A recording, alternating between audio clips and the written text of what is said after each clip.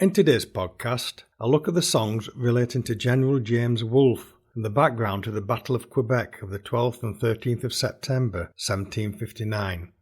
I'll look at the printing history of the songs, sing some samples of the songs, and end on a full performance. Bold General Wolfe to his men did say, "Come lads and follow without delay, to yonder mountain that is so high. Don't be downhearted, don't be downhearted, for we'll gain the victory. There stands the French on the summit high, while we poor souls in the valley lie.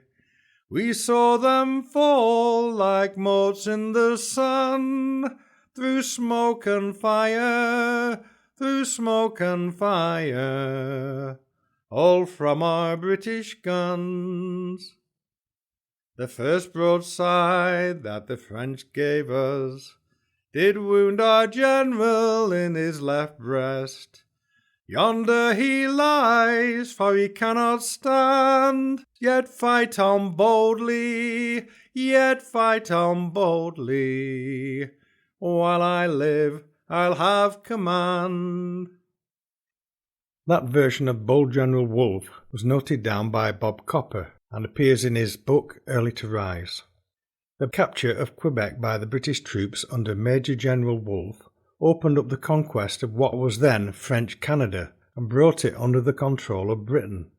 The battle stood as a symbol for British fortitude and has been quoted as a significant victory in British military history. It's remembered in several songs that are still sung in the folk clubs. Despite this, there is often confusion just where it stands in history and events surrounding that victory. The event took place as part of an ongoing dispute between Britain and France, known as the 7 Years' War, which lasted from 1756 to 1763. The battlefronts extended through India, Europe, and North America. The conquest of Canada and North America by the British is known in America as the French and Indian Wars. In reality, the capture of Quebec represents only a small but key event in a war that has covered vast areas of land spreading from St. Lawrence River down to New Orleans. The British decided on a three-pronged attack to the capture of Canada. The first, to open up the Great Lakes by an approach from Ohio, a route that had been controlled by the French since 1754 after the driving out of the British under Major George Washington. The second, along the Mohawk River to capture Montreal in the east, and thirdly, to capture and control the St. Lawrence River. The St. Lawrence campaign took several years to complete with hard fighting on both sides, in difficult weather conditions and major problems for both armies in obtaining supplies. The British troops were led by Major General Geoffrey Amherst, aided by Brigadier General James Wolfe. The British first captured Nova Scotia and, after a long and vicious campaign, in 1758 took Louisbourg on the Cape Breton Islands. Louisbourg controlled the entrance to the St. Lawrence River. The army was then subject to a long period of inactivity due to a very severe winter, so they filled in time in attacks on the local settlements and forts, burning crops and terrorizing the local inhabitants. In 1759, Amherst was appointed Commander-in-Chief of the American campaign and took over the plan to attack Montreal, approaching from the lakes. This left James Wolfe in charge of the St. Lawrence arm of the campaign. James Wolfe was born in Westerham in Kent on the 2nd of January 1727. He joined his father's regiment at the age of 14 years and saw action in Europe. In 1743 he was promoted to lieutenant and quickly made his way up through the ranks.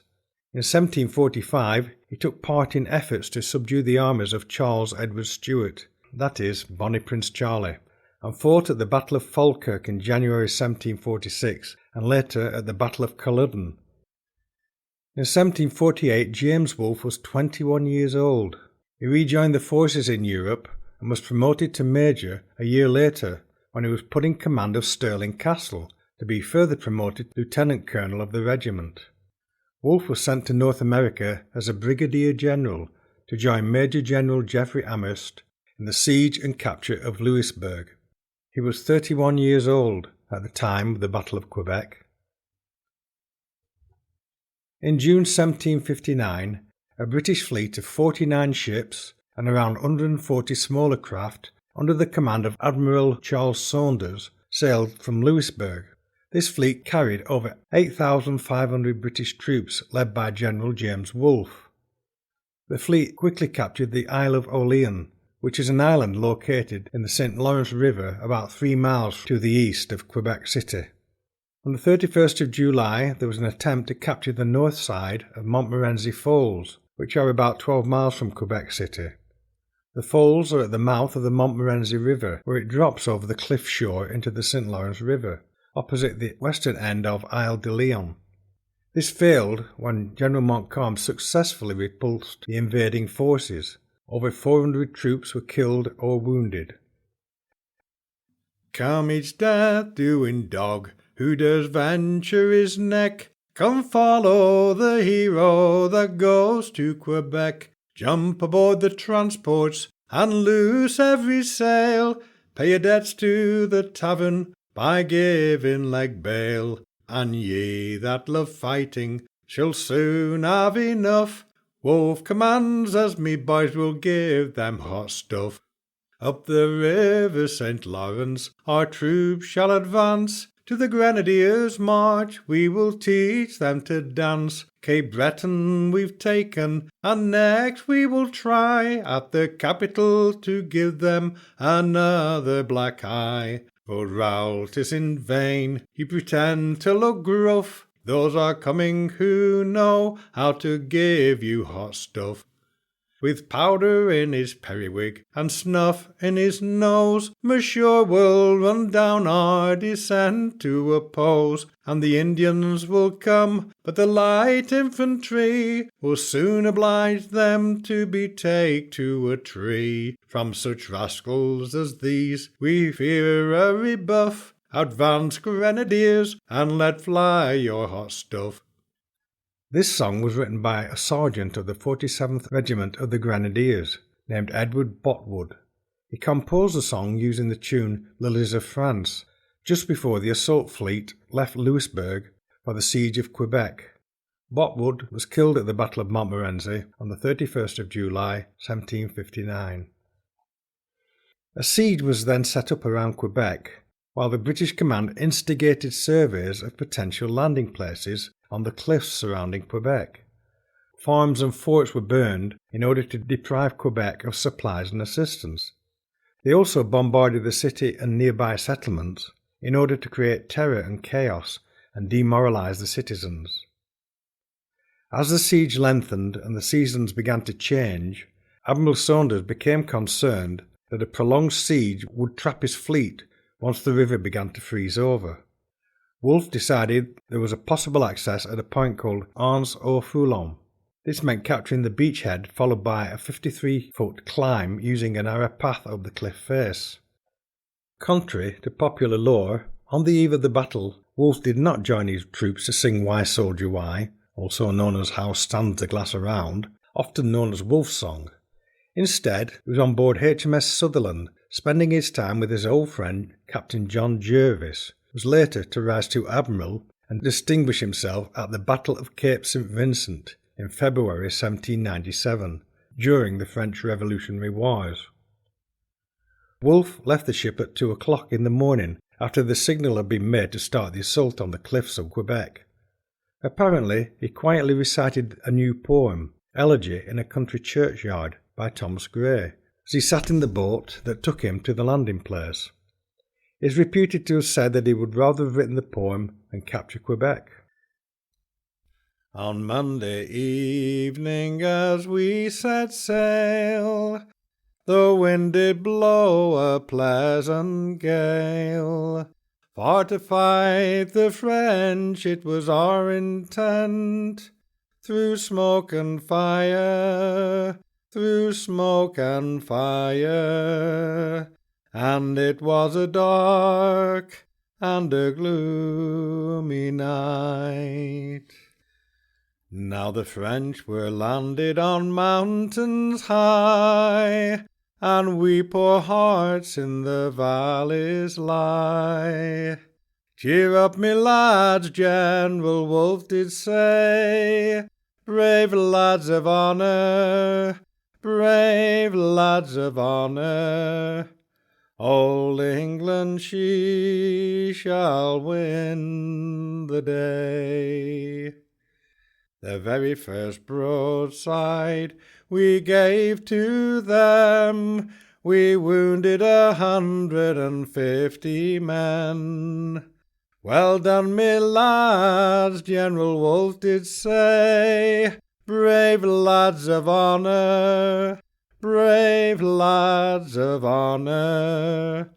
Old England, she shall win the day.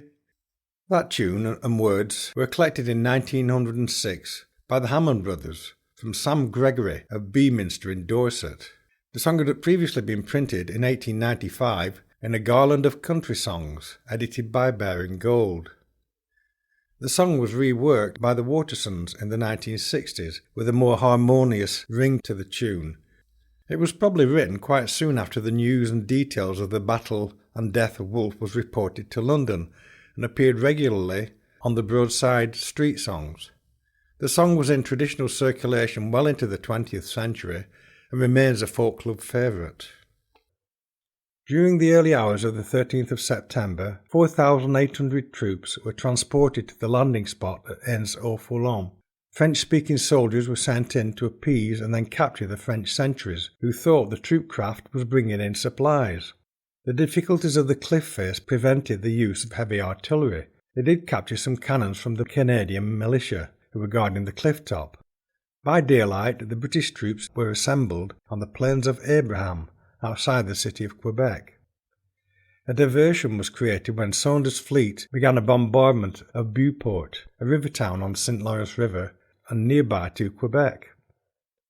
Montcalm was forced to split his troops, sending half to guard and defend the Beauport area, and the rest, around 4,200 men, marched out of the city to face Wolfe's troops on the plains of Abraham.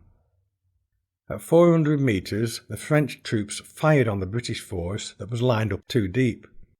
Although this was too far a range for accuracy, Wolfe, who was dressed distinctly in red, was hit by several musket balls, one in his wrist, another in his groin. He continued to lead the British troops forward. A second volley by the French, and Wolfe was hit in the chest, which proved fatal. The British troops continued to advance, and when they were within 40 metres of the French troops, they opened fire with double-shotted muskets. This caused the French to hesitate, as the local militia, who had had little experience in this sort of battle, dived for cover or deserted their posts. A second volley by the British was followed by a sword and bayonet charge, which routed the French. As they retreated towards the city, Montcalm received a wound that proved fatal. He died the following morning. The battle lasted about 30 minutes, leaving both leaders dying. Wolfe died just as the French were routed. When drawn up in a line, for death preparing, and in each other's face these two armies staring, where the cannons on both sides did roar like thunder, and youth in all its pride was torn asunder. Where the drums did loudly beat, the colours flying, the purple gore did stream, where men lay dying, and shot from off his horse fell that brave hero. We'll long lament his loss, that day in sorrow. The French are seen to break, their colours flying. Bold Wolfe he seems to wake, as he lay dying, and in lifting up his head, where the guns do rattle, unto his army said, how goes the battle? His aide-de-camp replied, it's in our favour. Quebec in all her pride, there's none can save her. For 'tis falling in our hands with all her treasure. Oh, then replied bold Wolfe, I will die in pleasure. Several versions of this song have been collected in Canada. This version was printed in Ballads and Songs of Newfoundland, collected and edited by Elizabeth Greenleaf and Grace Mansfield in 1933. The British began a siege of Quebec City, and finally, on the 17th of September 1759, the city of Quebec was forced to surrender. The victory opened up the St. Lawrence River to the British control. They went on to capture Montreal in 1760, and on signing the Treaty of Paris in 1763 that ended the 7 Years' War, France chose to retain possession of Guadeloupe and relinquish their claim on Canada. By a royal proclamation of 1763, Canada, which had been part of New France, was renamed the Province of Quebec. I'll end this podcast with the song How Stands the Glass Around, also known as Why Soldier Why. Despite the legend that it was written by James Wolfe, it was in fact over 30 years old by the time of the Battle of Quebec. The song first appeared in a ballad opera entitled The Patron or the Statesman's Opera, and was performed in a theatre in Haymarket in 1729, and was later used in the play The Siege of Gibraltar. It became a popular song with the army because it sums up the conditions and attitudes of the army of that time. The song is often referred to as Wolfe's song and may well have been sung at the Siege of Quebec. This version is sung by Atlantic Roadshow, which was made up of George Critchley, Rob Mullaney and Nick Caffrey. How stands the glass around? For shame ye take no care, me boys. How stands the glass around? Let mirth and wine abound. The trumpets sound. The colours they are flying, boys, to fight, kill or wound. May we still be found content with our hard fare, me boys, on the cold, cold ground. Why, soldiers, why should we be melancholy, boys? Why, soldiers, why, whose business 'tis to die? What sighing fie? Damn fear, drink on, be jolly, boys, 'tis he, you, or I. Cold heart, wet or dry, we're always bound to follow, boys, and scorn to fly. 'Tis but in vain, I mean not to upbraid you, boys. 'Tis but in vain for soldiers to complain. Should next campaign send us to him who made us, boys, we're free from pain. But should we remain, a bottle and kind landlady cures all.